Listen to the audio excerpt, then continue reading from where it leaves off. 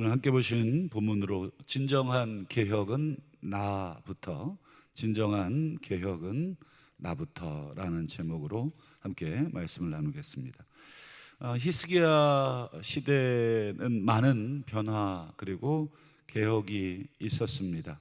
그래서 역대하에서 아마 제법 가장 분량이 많은 왕이 히스기야입니다. 그러나 이 개혁과 변화는 히스기야 혼자 절대로 성공할 수 없었습니다.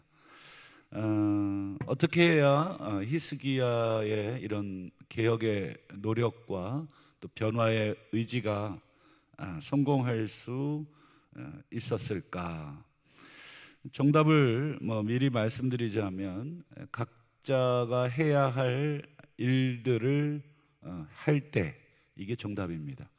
각자에게 주어진 일들을 할 때, 다른 사람 탓할 것도 없고 또 다른 사람 손가락질할 것도 없고 자기 일 자기가 잘하면 된다. 그러면 변화와 개혁은 성공하게 된다. 오늘 본문을 통해서 히스기야의 이런 개혁이 성공할 수 있었던 세 가지 요인을 오늘 함께 보겠습니다.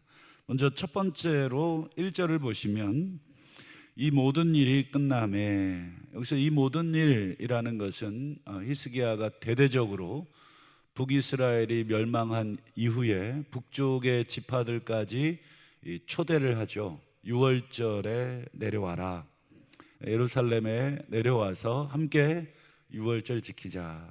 그 6월절이 끝난 후입니다. 여기 보면 이런 일들이 벌어지죠. 이스라엘 무리가 나가서 유다 여러 성읍에 이르러 주상들, 아세라 목상들, 산당들, 제단들 그거 제거하고 없애고 돌아갔더라. 자기 집으로 예루살렘에서 집으로 돌아가면서 주상, 아세라, 목상, 산당, 제단, 한마디로 우상 이 더미들을 제거합니다. 여러분 6월절 한번 그것도 아주 오래간만에 지켰다고 신앙이 회복이 됩니까?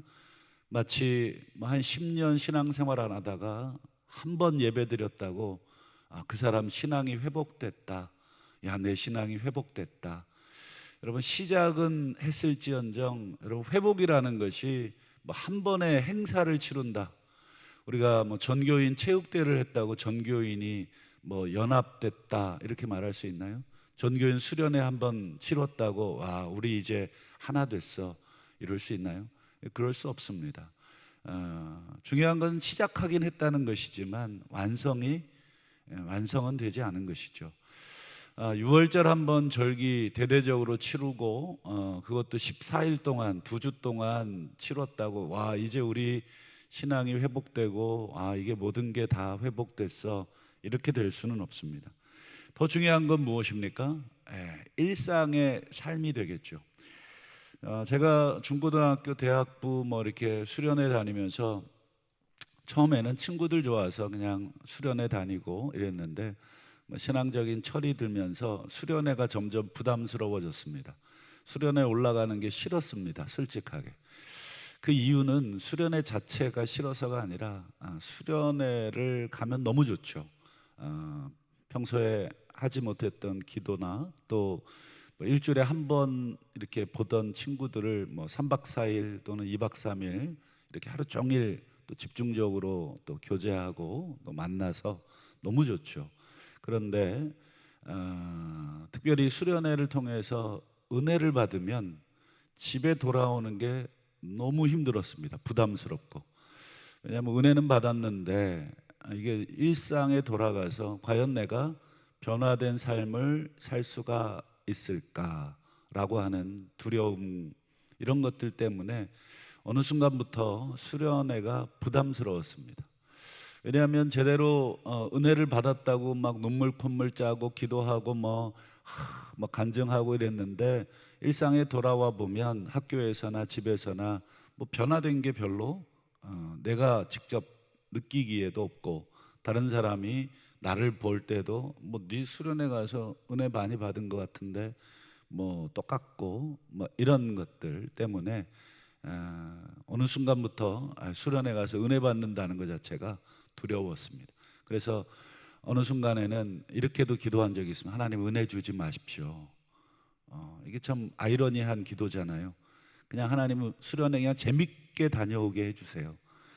뭐 하나님 만나게 뭐 되거나 막 기도를 막 깊게 해서 하나님 만나게 되면, 여러분 하나님을 정말 만나게 되면 내 지금의 이런 모습들을 그대로 견디기가 어렵습니다. 내 모습이 너무 바뀌어야 될 것 같고 부담스럽습니다. 여러분 뭐 6월절 절기 한번 대대적으로 남과 북이 오래간만에 이산가족 상봉하듯이 만나서 지켰다고 신앙은 회복되지 않습니다. 더 중요한 거는 일상의 삶 속에서이겠죠. 여러분 맹자의 어머니가 아들 자녀의 교육을 위해서 3번이나 크게 이사를 했다고 하지 않습니까? 그 이유가 무엇입니까? 뭐 좋은 선생 찾아간 것도 있겠지만 더 중요한 것은 그 아들의 환경을 바꿔준 것이죠. 아들의 교육적 환경을 어머니는 너무 중요하다고 판단을 했고, 그래서 아들이 이 좋은 환경에서 공부할 수 있는 환경에서 교육하기 위해서 3번 이사했다.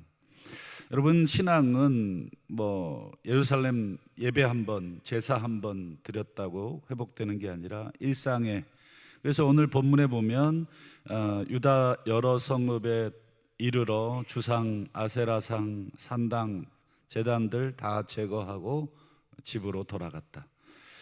우리 일상의 삶 속에서 신앙을 위협할 수 있는 요소들을 그대로 두면서 내가 신앙을 참 이렇게 지키지 못하는 그런 사람인가 자책하는 분들이 덜어 있죠. 중요한 것은 치워야 됩니다. 예를 들어서 우리 제가 예전에 중고등부 학생들 교육할 때인데 소위 말하는 이렇게 음란 동영상, 요즘 애들은 그거 많이 봅니다. 우리 부모님들 세대에는 그런 거 보는 세대가 아니시잖아요. 근데 요즘 애들은 컴퓨터에 익숙합니다. 그래서 부모님들이 오히려 컴퓨터를 더 잘 못하니까 아이들은 기가 막힙니다. 인터넷 이런데 금방 찾아냅니다. 근데 그거를 컴퓨터에 깔아놓고 다시는 내가 음란한 동영상을 보지 않겠다고 백날 첫날 결심하고 집에 컴퓨터 키면 그게 그대로 있는데 그거 어떻게 유혹받지 않겠습니까? 가서 부셔버리든지 완전히 지워버리든지 그렇게 결단하지 않으면 안 되는 것처럼 다른 것도 마찬가지겠죠. 우리 중고등부 아이들 예를 들었지만 우리 어른들도 마찬가지입니다. 내 신앙에 도움이 안 되는 것은 내가 치워버려야 됩니다. 그것이 물건이든 사람이든 환경이든 내 신앙에 도움이 안 되는데 그걸 계속 곁에 두면서 내 신앙이 다시 정결케 되기를 바란다. 그건 참 어렵습니다. 그런 면에서 오늘 첫 번째 히스기야 개혁이 성공할 수 있었던 것은 백성들이 자기의 삶의 터전에 있던 우상의 단지들을 다 부셔버렸던 첫 번째 사건입니다. 오늘 우리들도 마찬가지이겠죠. 우리가 신앙적으로 유혹받고 있고 또 신앙에 도움이 되지 않는 방해되는 것들이 뭘까? 하나님 앞에서 한번 스스로가 결정을 하셔야 되겠습니다. 이제 두 번째 히스기야의 개혁이 성공할 수 있었던 이유는 2절입니다. 한번 보실까요? 히스기야가 제사장들 레위 사람들의 반열을 정하고 각각 그들의 직임을 행하게 하되, 이게 번제를 드릴 수 있는 제사장 레위 지파의 주 업무는 제사 드리는 것이고 그 다음에 찬송하는 것이죠. 여기 보면 히스기야가 반열을 정돈하고 그 다음 각각 그들의 직임, 제사장과 레위 사람들의 직분이죠. 직분. 너희들은 이거 하는 사람이야 라고 명확하게 그들이 해야 될 일을 가르쳐 주는 것이죠. 그 일을 행하게 하라 하고 명령한 것이죠. 정확하게 내가 뭘 해야 될지를 모르면 어떻습니까? 개혁이나 변화는 실패하게 됩니다. 내가 뭘 해야 돼? 열심히 개혁하고 싶은데 뭘 해야 될지를 정확하게 아셔야 됩니다. 그래서 내가 맡은 바 소임, 나는 지금 이 위치에서 나는 내가 해야 될 일이 뭐다라고 하는 것을 정확하게 할 수 있도록. 그래서 제일 중요한 게 2절 끝에 보면 행하게 하되, 이게 사역입니다. 이게 시키는 것이죠. 그 일을 너는 이거를 하라. 분명하게 그 일이 무엇인지를 시키고 가르치는 것입니다. 그래야 개혁과 변화가 성공되는 것입니다. 이것이 두 번째 히스기야의 개혁이 성공할 수 있었던 것이고요. 마지막 세 번째 성공 요인은 4절입니다. 이번에는 예루살렘 사는 백성들에게 명령하죠. 어떤 명령을 합니까? 제사장, 레위 사람들의 몫을 줘라. 안 줬을 겁니다, 그동안. 그러니 여러분, 성전이나 제사나 제대로 온전하게 드려졌겠습니까? 하나님이 분명하게 12지파를 세우시고 11지파에게 너희들 레위 지파 목 줘라. 너희들 레위 지파는 내가 따로 기업을, 땅을 주지 않았다. 그러니 너희들의 소출해서 줘라. 그거 안 주면 어떤 일이 벌어지느냐? 여호와의 율법을 힘쓰게 하라. 이 말은 하나님께서 시키시는 이 성전, 또 제사, 또는 율법을 가르치는 일 등등을 이 레위 지파 그리고 제사장들이 힘쓸 수가 없다. 그래서 여러분, 이제 사사 시대라든지 또 우리 이 포로 이후에 이 역대하가 기록됐잖아요.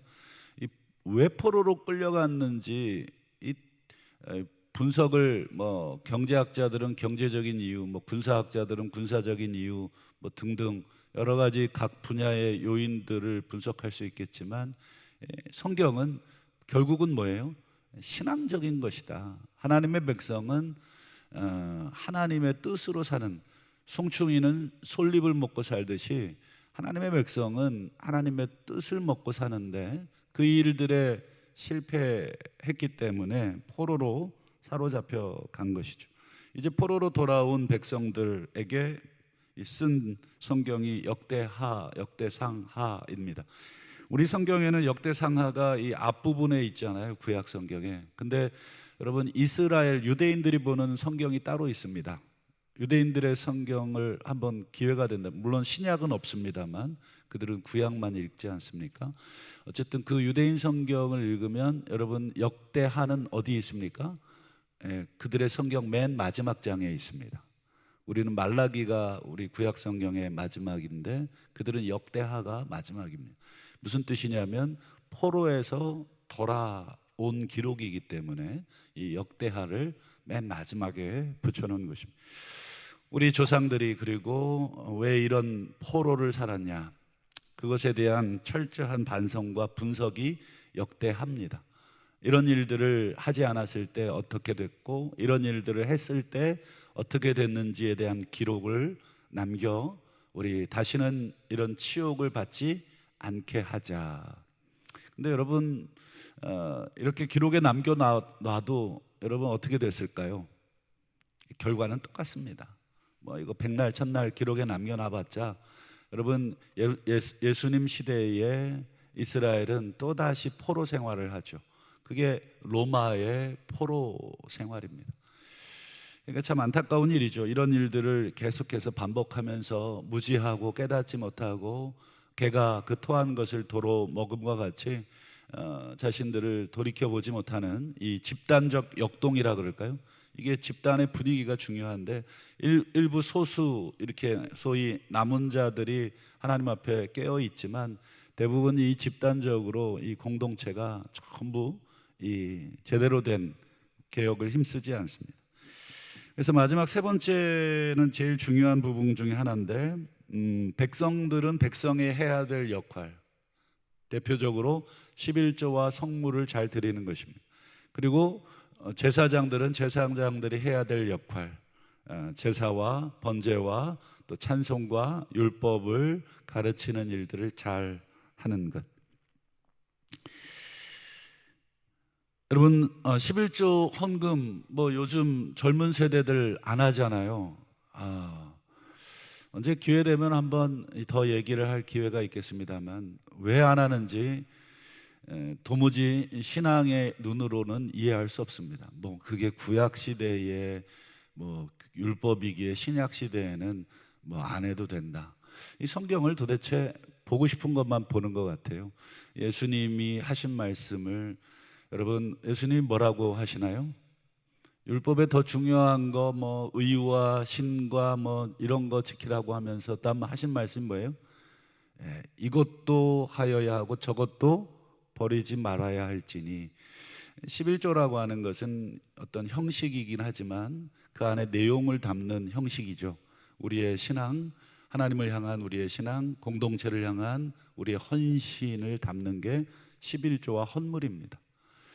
마치 국민이 세금을 통해서 이 국가의 운영을 책임지고 그리고 국가의 혜택을 받듯이, 여러분, 신앙 공동체 역시 하나님이 어떻게 움직이게 만드셨습니까? 백성들의 헌물과 11조를 통해서 이 공동체에 필요한 것들이 나누어지고 순환하도록 만들어져 있습니다. 마치 국가의 세금은 내지 않으면서 국가의 치안적 혜택 또 여러 가지 복지적인 혜택을 다 받으려는 그런 거하고 똑같습니다. 여러분, 신앙생활 몸담고 있는 교회에 헌금하셔야 되고 몸담고 있는 교회에 11조 해야지, 신앙생활은 여기서 하면서 11조나 헌금은 더 어려운 교회에다 한다. 아니면 그 교회에다가 헌금하고 싶으면 그 교회에 직접 출석을 하셔야 됩니다. 둘 중에 하나를 결단하셔야지. 몸은 여기 있는데 물질은 저쪽으로 간다. 몸과 물질이 같이 가십시오. 그게 제일 성경적인 것입니다. 내가 있는 공동체에서 물질로 섬기고 내 몸으로 섬기고 함께 이 모든 것들을 꾸려 나가는 것이 성경적인 것이죠. 둘 중에 하나도 잘 안 되는 세대들이 오늘날의 세대들이지만, 오늘 히스기야의 개혁을 보면 백성들에게 11조 내라. 그건 레위 사람들의 몫이다. 너희들이 내지 않으면 레위 사람들도 성전을 떠날 수밖에 없다. 근데 일반 백성들이 성전에 들어가서 그럼 우리가 제사 드리죠, 우리가 하지요, 할 수 있느냐? 할 수 없다. 그것이 하나님이 정하신 규칙이다. 그래서 히스기야는 담대하게 백성들에게 구걸하듯이 11조 좀 내주시죠, 좀 어렵습니다, 이렇게 얘기하지 않습니다. 명하여 내라. 이것은 너희들의 의무다, 이렇게 말을 합니다. 중요한 것은 백성들이 이제 순종하느냐 하지 않느냐이겠죠. 우리 5절과 6절을 보실까요? 왕이 11조의 명령을 내리자 이스라엘 자손들이 모든 소산의 첫 열매 모든 것의 11조를 많이 가져왔고 소, 양 11조 또 성물의 11조 가져왔다. 구체적으로 얘기하죠. 그러면서 그 기간까지 얘기합니다. 우리 7절을 보시면 셋째 달부터 쌓기 시작해 일곱째 달 마쳤다. 이게 계산을 해보면 한 5개월 걸렸나? 전국에서 북이스라엘에서부터 가져왔으니까 그 정도 걸렸나? 기간을 얘기할 수도 있지만, 여러분, 유대력의 셋째 달은 상반기 밀과 보리, 곡식 추수가 시작되는 달입니다. 유대교는 농사가 두 개로 구분되어 있는데 상반기에 밀과 보리의 추수. 그래서 우리 7월 첫 주에 맥추절을 지키는 게 상반기 이 곡물에 대한 수수에 대한 감사가, 상반기 감사가 맥추절이고, 하반기에 수장절을 지키는데 그게 과일 농사에 대한 수확의 감사가 수장절입니다. 그래서 셋째 달에 시작한 것은 밀과 보리의 추수를 시작을 해서, 그리고 일곱째 달이라고 하는 것은 과일의 추수까지, 한마디로 1년 농사 전체를 표현하는 것입니다. 1년 농사 전체에 대한 수확에 대한 11조를 하나님의 명령 따라서 드렸다. 여러분, 회복과 개혁은 어떻게 이루어지느냐? 히스기야는 왕으로서 자기가 명령해야 될 걸 명령하고, 또 자기가 수행해야 될 것들은 국가적으로 수행하고, 그리고 그 밑에 제사장 그룹과 그리고 백성들의 그룹들이 해야 될 일들은 각각 사람들이 행할 때 회복과 개혁은 이루어진다. 여러분, 신약성경 에베소서 4장 12절에 보면 하나님께서 직분자들을 세운 이유를 설명합니다. 하나님이 왜 각각의 교회의 직분자들을 세웠냐? 목사와 교사와 선지자와 복음 전하는 자와 등등 하나님께서 교회에 중요한 이런 직분자들을 왜 뒀느냐? 이는 성도를 온전하게 하여 봉사의 일, 그리스도의 몸 세우려 하십니다. 결국 그리스도의 몸이라는 것은 공동체죠. 이 공동체를 세우는 것이 각각의 직분자들을 두신 목적이다.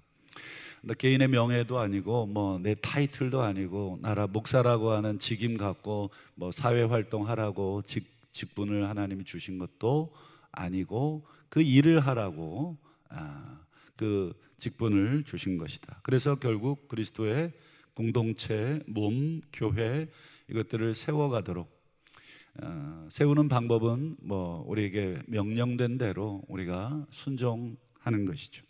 말씀을 맺겠습니다. 오늘 히스기야의 개혁이 각각 자기에게 주어진 직분, 그 역할을 잘 감당했을 때 왕은 왕으로서, 제사장과 레위 지파는 그들의 지위에서, 백성들은 또 그들의 역할과 지위에서 그들의 사명을 잘 감당했을 때 완성됐듯이 오늘날 그리스도의 몸된 교회 역시 직분자들과 우리 성도들이 각각 자기의 일만 잘하면 된다. 자기의 일도 하지 않으면서 남의 일에 간섭할 때 여러분, 그 공동체는 되지 않게 돼 있다. 그러나 남의 일에 간섭하지 말고 내 일 잘하면 된다. 내가 해야 될 일이 무엇인가? 다른 사람의 일에 감나와라 배나와라 입대지 말고 내 일 잘하면 된다. 결국 그 상도 하나님 앞에서 내가 받을 것이기 때문에 그렇다 하는 것을 기억하시고, 오늘 내게 목사로서, 또 장로로서, 집사로서, 권사로서, 또 성도로서, 교사로서 내게 주어진 직분을 내가 어떻게 잘 감당할 수 있겠습니까? 이렇게 기도하시면서 하나님, 내게 충성을 주시옵소서. 믿을 수 있는 사람 되게 하시고, 특별히 하나님 앞에서나 사람 앞에서나 저 사람 일 맡기면 틀림없어라고 하는 그런 충성됨을 허락해 주옵소서. 이렇게 기도하시는 저와 여러분들 되시기를 주님의 이름으로 축원합니다. 기도하겠습니다.